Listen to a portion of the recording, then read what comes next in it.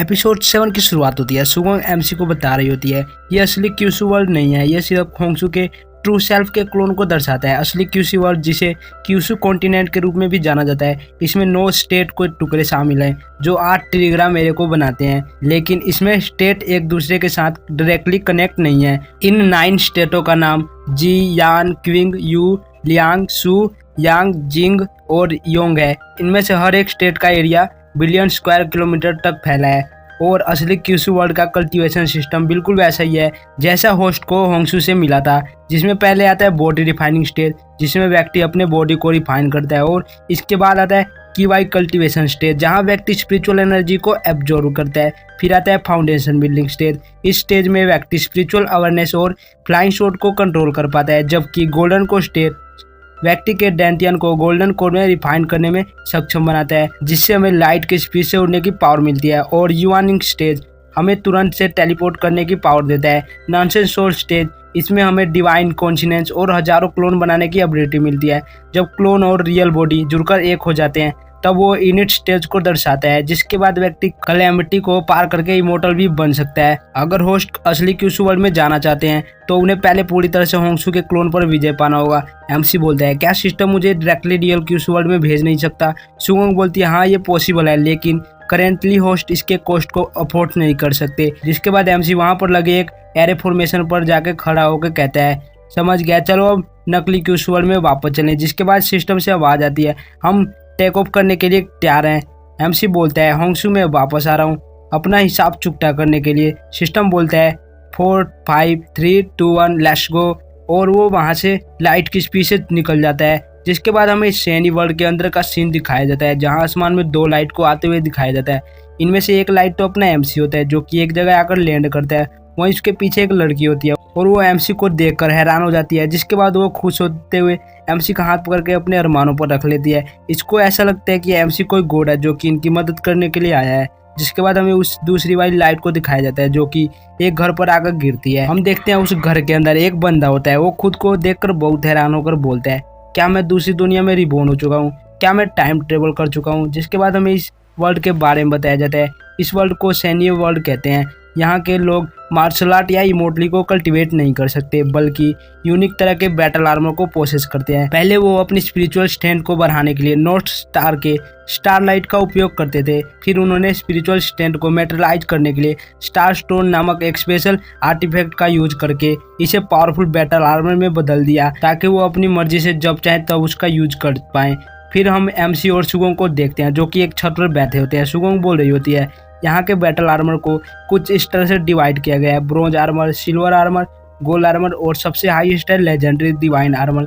MC बोलता है तो क्या मुझे इस सैन्य वर्ल्ड में रोकने के लिए यहाँ के हेवनली लॉर्ड ने फोर्स किया है क्योंकि उन्हें एक सेवियर की जरूरत है? सुगोंग बोलती है हाँ, और लकली उन्हें हम मिल गए और रीजन बहुत सिंपल है। एक ट्रेवलर सैन्य वर्ल्ड में आया था तो सैनी वर्ल्ड के हेवनली लॉर्ड ने सोचा कि हम इस ट्रेवलर और उसकी सिस्टम के पावर का यूज करके खुद को अपग्रेड कर लेंगे, लेकिन उन्हें कहाँ ही पता था कि ट्रेवलर और सिस्टम ग्रेट पावर पाने के लिए पूरी दुनिया की सेक्रीफाइस कर देंगे। जिसके बाद सैनी वर्ल्ड के हेवनली लॉर्ड ने अपनी ऑलमोस्ट सारी हेवनली पावर को लगा के टाइम को रिवर्स करके हेल्प के लिए हमें बुला लिया। बिल्कुल ये हेल्प हम फ्री में नहीं करने वाले। एमसी बोलता है इसका मतलब रिवार्ड तो बहुत बड़ा होगा। सुगोंग बोलती है ये रिवार्ड इतना बड़ा तो है, जब आप फेक क्यूसू वर्ल्ड में लौटेंगे तो होंगसू के क्लोन का सामना करते समय आपको कोई नुकसान नहीं होगा। एमसी बोलता है ठीक है, तो मैं इनका सेवियर का रोल करने के लिए तैयार हूँ। जिसके बाद सुगोंग एक बुक एमसी को देती है। एमसी बोलता है ये क्या है? सुगोंग बोलती है ये गाइड है, इसमें उस हर चीज के बारे में लिखा है जो वो टाइम ट्रेवलर इस वर्ल्ड में एक्सपीरियंस करेगा। एमसी बोलता है क्योंकि अब मेरे पास ये बुक है तो चीजें और भी आसान हो जाएंगी, अब मैं पहले से ही प्रिडिक्ट कर सकता हूँ कि वो अब कहाँ पर अपीयर होगा। सुगोंग बोलती है हम ऐसा नहीं कर सकते। एमसी बोलता है ऐसा क्यों नहीं किया जा सकता? क्या तुमने ये नहीं कहा था कि उसके पास प्रोटैगनिस्ट का ऑरा है, मुझे उसे मारने से पहले प्रोटैगनिस्ट के ऑरा को छीन लेना है? सुगोंग बोलती है बिल्कुल नहीं, इसका कारण ये है कि तभी वो रेड कपड़ों वाली लड़की चिल्लाते हुए आती है लॉर्ड गॉड प्लीज हमारी मदद कीजिए, वो बिग डिमन किंग हैन जोंग अब हमारे ऊपर हमला कर दिया है। ये सुन के एमसी बहुत ज्यादा शौक होकर बोलते हैं डैम इट सुगोंग, बेहतर हुआ कि तुम मुझे इसे अच्छे से एक्सप्लेन करो। मैंने सिर्फ उस गाइड बुक में डिवाइन अटायर प्लेस पर नजर डाली और वो मेन प्रोटैगनिस्ट यहाँ पर आ गया, जबकि ये जगह सिर्फ स्टोरी के लास्ट में दिखाई देती है। जिसके बाद वो बुक को खोल के देखते हैं जहाँ लिखा था मेन प्रोटैगनिस्ट पहली बार डिवाइन अटायर प्लेस में ही अपीयर होगा। सुगंग बोलती है, मैंने ये नहीं कहा था कि सैन्य वर्ल्ड के हेवनली लो ने हमें स्क्रिप्ट के शुरुआत में ही खींच लिया है। आपको क्या लगता है उन्होंने बिना सोचे समझे ऐसा किया होगा? इसके बाद वो अपने पास से 3 कार्ड को निकालकर एमसी को देते हुए बोलती है, वैसे होस्ट ये आपको इस वर्ल्ड के हेवनली लो ने दिया है। एमसी बोलता है, रुको, तुमने मुझे अभी तक क्लियरली एक्सप्लेन नहीं किया है।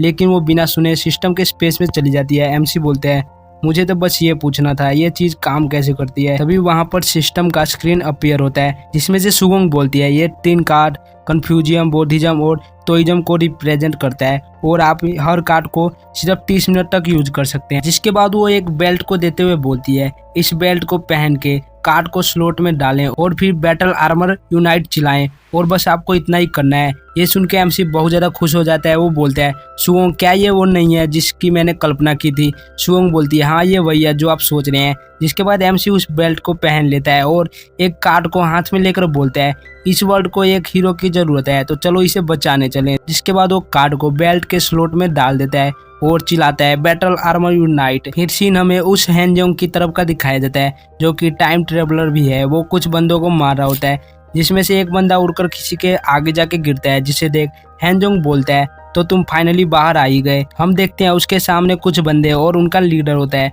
उनके लीडर का नाम गुवांग है और वो इस डिवाइन अटायर प्लेस का मास्टर भी है। वो बोलता है, हैंजोंग क्या तुमको इस बात का अंदाजा है कि तुम क्या कर रहे हो?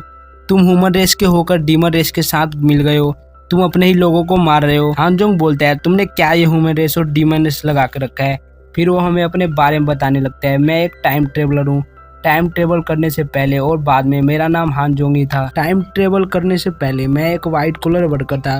गाइस, व्हाइट कॉलर वर्कर का मतलब होता है जो लोग ऑफिस में काम करते हैं। एक दिन मेरे बॉस ने उसकी बीवी के साथ कांड करते हुए रंगों हाथों पकड़ लिया, जिसके बाद उसने चाकू लिया और मुझे मार दिया।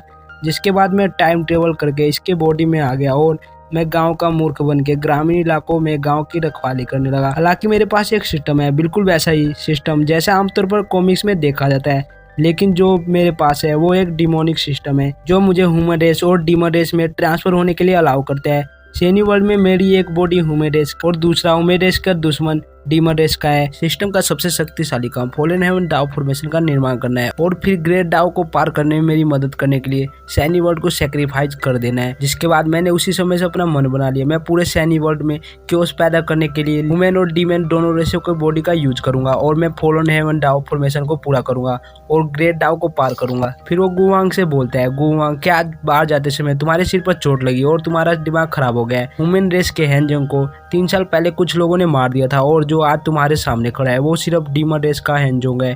जिसके बाद वो चिल्लाता है, 9 tail fox battle armour unite. जिसके बाद उसके ऊपर आर्मर आ जाता है जिसमें उसकी 9 टेल फायर से बनी होती है। गुवांग बोलता है, तो तुम फाइट करना चाहते हो? हमारा डिवाइन अटायर प्लेस भी फाइट करने से किसी से नहीं डरता। डिवाइन अटायर प्लेस के सभी डिसाइबल फाइट के लिए तैयार हो जाओ। जिसके बाद उसके पीछे खड़ी सभी डिसाइबल अपने ऊपर के कपड़े को उतार कर फेंक कर चिल्लाते हैं, बैटल आर्मर यूनाइट। जिसके बाद उनके ऊपर भी एक एक आर्मर आ जाता है। जिसके बाद गुवांग चिल्लाता है, बोधिस्टवा बैटल आर्मर यूनाइट। फिर वो डिसाइपलों से बोलता है, अटैक करो। जिसके बाद वो सभी डिसाइपल एनर्जी से बने बॉल हैंजोंग की ओर फेंकने लगते हैं, जिसे रोकने के लिए वो अपने फॉक्स टेल शील्ड का यूज करता है। फिर वो बोलता है, बस हो गया तुम्हारा, अब मेरी बारी। जिसके बाद वो 9 टेल फॉक्स फैंटम टेक्निक का यूज करता है, जिससे उसकी स्पीड बहुत ज़्यादा हो जाती है, जिससे उसके एक क्लोन भी बन रहे होते हैं। वो बहुत स्पीड से एक बंदे के पास आ जाता है और अपने पंच से हमला कर देता है, जिसे देख उस बंदे की भी फट गई होती है। नेक्स्ट सीन में हम देखते हैं उसने एक ही पंच में बहुत सारे डिसाइबलों को मार दिया होता है, जिसे देख बचे हुए डिसाइबल बहुत ज़्यादा हैरान हो जाते हैं। हैंजोंग बोलता है, तुम लोग अभी से इतना ज़्यादा शौक हो गए, अभी तो और भी देखना बाकी है। जिसके बाद वो चिल्लाता है, प्रीशियस फॉक्स फायर विंड। इतना बोलकर वो अटैक करता है, जिससे वहाँ पर एक बहुत बड़ा फायर टर्नेडो बन जाता है, जिससे बचे हुए डिसाइपल उसके अंदर उड़ जाते हैं। जिसके बाद वो गुवांग के सामने आकर बोलता है, एम्परर गु, सिर्फ तुम ही बचे हो। गुवांग बोलता है, हैंजोंग इविल बीस्ट, मैं आज तुम्हें नहीं छोड़ूंगा। और वो अपने दोनों हाथों को जोड़कर किसी टेक्निक को परफॉर्म करने लगता है। वो बोलता है, मैं तुम्हें डिवाइन अटायर प्लेस के अंडरग्राउंड एरिया में 10,000 सालों के लिए सील कर दूंगा। हैंजोंग हंसते हुए बोलता है, क्या तुम मुझे सील करोगे? सच में? कितना ज़्यादा फनी जोक था। मैंने अभी अभी अपने बैटल आर्मर के 2 अल्टीमेट मूवों को अनलीश किया, जिससे तुम्हारे डिवाइन अटायर प्लेस के सभी डिसाइपल हवा में उड़ गए, जबकि तुम अपनी अल्टीमेट स्किल का यूज सिर्फ खुद को प्रोटेक्ट करने के लिए कर सकते हो। एम्परर गु, क्या तुम मेरे स्पीड को भी मैच कर पाओगे? और वो अपनी जगह से गायब होकर गुवांग के पीछे आकर अटैक करते हुए बोलता है, क्या तुम ये कर सकते हो? वहीं उसकी स्पीड को देखकर गुवांग भी हैरान हो गया होता है। हैंगजोंग बोलता है, अब तुम सीधे हेल में जाओ। इतना बोलकर वो अपना पंच एम्परर गु को मारता है, लेकिन तभी गुवांग अपने टर्टल शील्ड से उसके पंच को ब्लॉक कर देता है। फिर बोलता है, हानजोंग, हालांकि मैं तुम्हारी स्पीड को मैच नहीं कर सकता, लेकिन मैं इतनी आसानी से हार भी नहीं सकता। हानजोंग उससे दूर जाकर बोलता है, मैं तुम्हारे इस टर्टल शेल को तोड़ के तुम्हें बाहर निकालूंगा। जिसके बाद वो चिल्लाता है, सॉलिटरी फ्लेम ब्लेजिंग। इसके इतना बोलते ही बहुत सारी आग की लपटें उसकी पूंछ से निकलकर गुवांग पर अटैक कर देती हैं, लेकिन टर्टल शेल का इससे भी कुछ नहीं होता। गुवांग बोलता है, हानजोंग, क्या तुम अपनी इन फ्लेमों के साथ ये काम कर सकते हो? हानजोंग बोलता है, ठीक है, मैंने तुम्हें कुछ ज़्यादा ही अंडर एस्टिमेट कर दिया था। ये बात तो है, तुम मेरे इस मूव का सामना करो अब। जिसके बाद उसकी 9 टेल एक बहुत बड़े फायर फोक्स बन के गुवांग पर अटैक कर देती है, जिसे देख गुवांग भी एक पल के लिए घबरा गया होता है। फिर वो अपने किसी टेक्निक का यूज करते हुए बोलता है, द रथ ऑफ हेवन। उसके इतना बोलते ही वहां से बहुत ज्यादा एनर्जी रिलीज होती है। वहीं हानजोंग बोल रहा होता है, एम्परर गु, डिवाइन अटायर प्लेस को खत्म होने दो। नेक्स्ट सीन में हमें वहां पर एक बहुत बड़े ब्लास्ट को होते हुए दिखाया जाता है। वहीं हानजोंग हवा में उड़ते हुए नीचे की ओर देख रहा होता है। नीचे की पूरी जगह तबाह हो गई होती है और सभी जगह चट्टाने ही चट्टाने गिरी होती हैं। तभी चट्टानों को फेंकते हुए गुवांग उसके नीचे से बाहर निकलता है। फिर बोलता है, मैंने सही समय पर फ्लेम व्हील स्ट्रेंथ सील का यूज कर लिया। ये सील किसी भी बिंग के फ्लेम को बुझा देती है। वहीं दूसरी तरफ यानजोंग शोक होकर बोलता है, यहाँ तक कि सेलेस्टियन फॉक्स फ्लेम भी इसका कुछ नहीं बिगाड़ पाई। गुवांग बोलता है, लगता है तुम्हारी ट्रिक्स खत्म हो गई है, अब मेरी बारी है। Solitary cobalt seal, subdue the 4 demon. उसके इतना बोलते ही उसके पीछे बहुत सारे पोर्टल बनने लगते हैं और उसके अंदर से नाइफ निकल के यानजोंग पर अटैक करते हैं। यानजोंग अपने फैंटम टेक्निक का यूज करके अपना क्लोन बना के उन सभी नाइफ को डोज करने लगता है। गुवांग बोलता है, तो तुम मेरे अटैक को डोज करने के लिए अपने क्लोन का यूज कर रहे हो। तुम्हें क्या लगता है मैं तुम्हारी रियल बॉडी को नहीं ढूंढ पाऊंगा? विजडम आई ओपन हो जाओ। जिसके बाद उसके माथे पर एक थर्ड आई बन जाती है और उसमें से लाइट निकलकर हानजोंग के रियल बॉडी पर पड़ती है। हानजोंग बोलता है, शिट, मैं पकड़ा गया।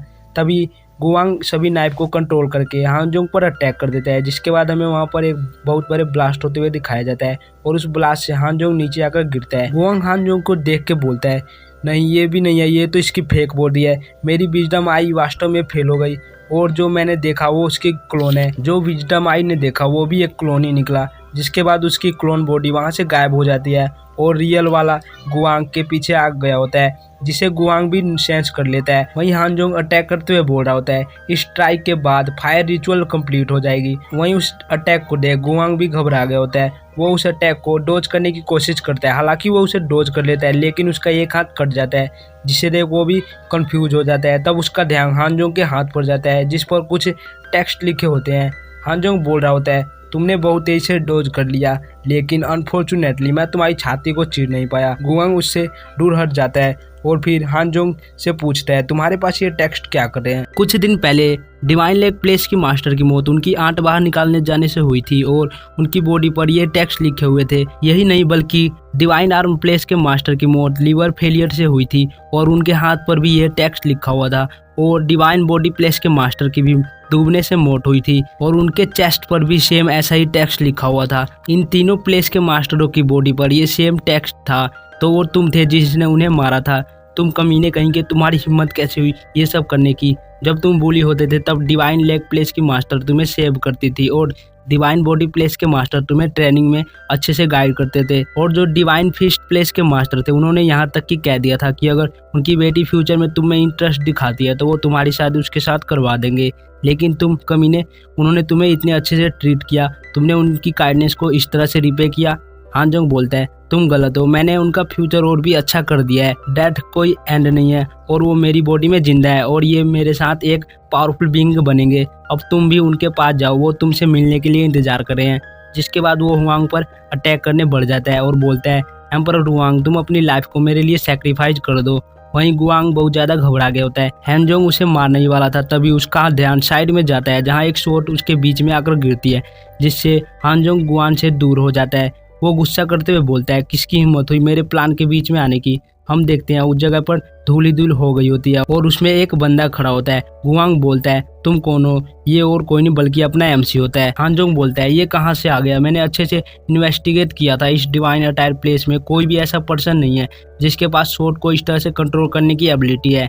जिसके बाद वो अपने फायरफॉक्स से एमसी पर अटैक करते हुए बोलता है साले तू है कौन? एमसी उस अटैक को अपनी ओर आता देख अपने हाथ से वहां पर कुछ लिखता है, जिससे उसके पीछे की एक स्वॉर्ड आगे आकर उस फायरफॉक्स को बीच से काट देती है, जिससे वहां पर एक ब्लास्ट के साथ वो फायरफॉक्स खत्म हो जाती है। एमसी बोलता है चूंकि तुमने सिंसियरली पूछा है तो मैं तुम्हें बता ही देता हूँ कि मैं कौन हूँ। मैं वो पर्सन हूँ जिसे इस दुनिया को बचाने के लिए चुना गया है। मेरा नाम है गुबाइचेन। हानजोंग बोलता है चाहे तुम कोई भी हो, मेरे सामने ऐसा कोई भी नहीं है जिसे मैं हरा नहीं सकता। तुम दुनिया को बचाओगे, तुम अपनी एबिलिटी को जरूरत से ज्यादा आंक रहे हो। तभी वहाँ पर एक न्यू करेक्टर की एंट्री होती है। वो चिल्लाते हुए आती है फादर, फाइनली मैंने आपको ढूंढ लिया। इसका फादर गुआंग होता है। वो पीछे मुड़कर उस लड़की की ओर देखने लगता है। वहीं वो लड़की मन में बोलती है ये तो बहुत अच्छा है, मेरे फादर अभी जिंदा है। गुआंग चिल्लाते हुए बोलता है तुम यहाँ पर क्यों आई हो? तुम जल्दी से वापस माउंटेन विला में चली जाओ, ये जगह तुम्हारे लिए सेफ नहीं है। उसकी बेटी बोलती है मैं वापस नहीं जाऊंगी, मैं आपके साथ ही रहना चाहती हूँ और वैसे भी अब कोई खतरा नहीं है क्योंकि लॉर्ड सेंसाई यहाँ पर आ चुके हैं। गुआंग कंफ्यूज होकर बोलता है लॉर्ड सेंसाई ये कौन है? उसकी बेटी एमसी की ओर इशारा करके बोलती है वो है लॉर्ड सेंसाई। कल रात मैंने गॉड से प्रार्थना किया था कि वो किसी ऐसे पर्सन को भेजे जो हानजोंग को हरा दे और फिर लॉर्ड सेंसाई एक शूटिंग स्टार के रूप में प्रकट हुए जो कि हेवन से आए हैं। गुआंग बोलता है क्या तुमने हानजोंग को हराने के लिए प्रे किया था? तुम ये क्या कह रही हो? क्या तुम पहले से जानती थी कि हानजोंग कौन है और वो आज हम पर हमला करने वाला है? उसकी बेटी बोलती है हाँ, क्योंकि हाल ही में मेरे माइंड में फ्यूचर की बहुत सारी मेमोरीज आई हैं, जिसके बाद मैंने सीक्रेटली हाल ही में हुई घटनाओं को ऑब्जर्व किया और ये सब बिल्कुल वैसा ही है जैसा मैंने फ्यूचर की मेमोरी में देखा था। फादर वो ना केवल आपको मारना चाहता है बल्कि वो इस पूरी दुनिया को सेक्रीफाइस के रूप में यूज करना चाहता है। ये सुन के गुआंग बहुत शौक होकर बोलता है तुम ये क्या कह रही हो? वो बोलती है फादर मैं आपको अच्छे से एक्सप्लेन करती हूँ। जिसके बाद हमें एमसी और हानजोंग की तरफ का सीन दिखाया जाता है। हानजोंग एमसी की तरफ बढ़ रहा होता है। एमसी बोलता है ओह क्या तुम मेरी ओर आ रहे हो? तुम यहाँ से डूम दबाकर भाग नहीं रहे बल्कि मेरे पास आ रहे हो। हानजोंग हंसते हुए बोलता है अगर मैं तुम्हारे पास नहीं आऊंगा तो मैं तुम्हारा मुंह कैसे तोड़ूंगा? मैं तुम्हें ये कैसे दिखा पाऊंगा कि तुम सिर्फ रास्ते में पड़े स्टोन की तरह हो? जिसके बाद वो अपना अटैक बनाते हुए बोलते हैं बर्निंग फोक्स शेटर 9 स्टाइल। उसके इतना बोलते ही बहुत सारी फायर की फोक्स बन के एमसी पर अटैक कर देती हैं। एमसी बोलता है ऐसी दुच फ्लेम की इतनी हिम्मत जो हमारे मामलों में टांगड़ा है। एक धागे से रस्सी नहीं बनती और एक अकेले पेड़ से जंगल नहीं बनता। और तभी जमीन से ग्रीन कलर का कुछ निकलने लगता है और देखते ही देखते वो वहाँ पर एक बहुत बड़ा पेड़ उग जाता है और वो सभी फोक्स उस पेड़ से आकर टकराती हैं और वो वहीं पर खत्म हो जाती हैं। हानजोंग बोलता है तुम्हारे पास कुछ तो स्किल है जिससे तुम्हारे कहे गए सब रियल बन जाते हैं। ये किसी तरह का मौखिक कमांड एबिलिटी है। एमसी बोलता है हानजोंग क्या तुम ही ये सब करने में कैपेबल हो? तुम्हें जो power heavenly wave falling array के रिचुअल से मिला है तुम उसका यूज क्यों नहीं कर रहे? ये सुन के हानजोंग शो होकर बोलता है साले तू है कौन? तुझे फॉर्मेशन और रिचुअल के बारे में कैसे पता? एमसी एक बैडेस्ट लुक बना के बोलता है तुम क्या सोचते हो इसके बारे में? और गाइस यहीं पे एपिसोड खत्म होता है। मिलते हैं नेक्स्ट एपिसोड में, तब तक के लिए बाय बाय।